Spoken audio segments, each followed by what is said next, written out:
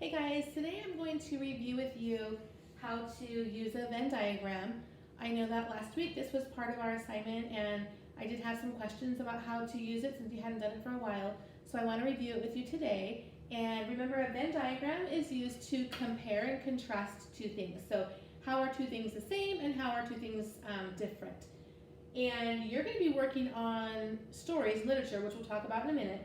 I'm going to just show you a really simple example so you can understand where things go. So today we're going to compare and contrast a dog and a bird. Notice I have two circles here.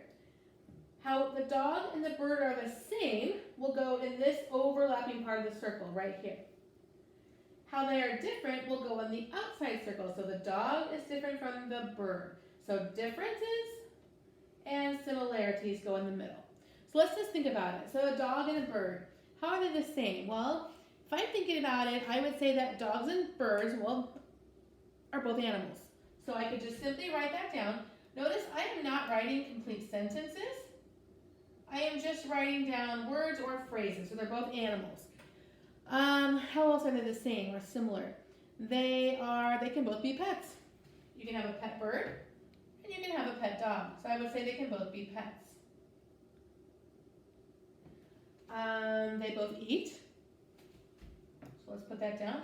Dogs and birds both eat. And they both have a tail. So those are some ways that they are the same or similar. How are they different? Well, I can think of a real easy way. A dog walks, and a bird walks as well, but they also can fly. So I would say walks and flies. And I have not seen a dog fly. At least not yet. Okay, how else are they different? Well, dogs have 4 legs, and birds have 2 legs. What else? Dogs bark, so we can just say bark, and birds chirp. So we're recording how they are different. Let's think of one more way. Well, birds have feathers,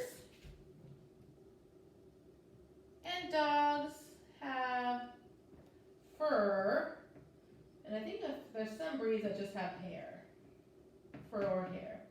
So you can see we're just using this as a way to demonstrate our knowledge of comparing and contrasting. So dogs and birds, how are they the same goes in the overlapping middle. How they are different goes on the outside. Now when you work on your Venn diagram for your fairy tales, you're going to be comparing and contrasting the classic version of Cinderella with the seriously Cinderella, you are so annoying version, which is the point of view of the stepmother. So if they are the same, any way they're the same, that goes in the middle. Maybe the characters are the same. Is the setting the same? Think of the problem, think of the solution. Things that are different will go in the correct outside circle. So the classic version of Cinderella will go here, and I have already put the titles in for you. And seriously, Cinderella, you are so annoying will go over on the right-hand side.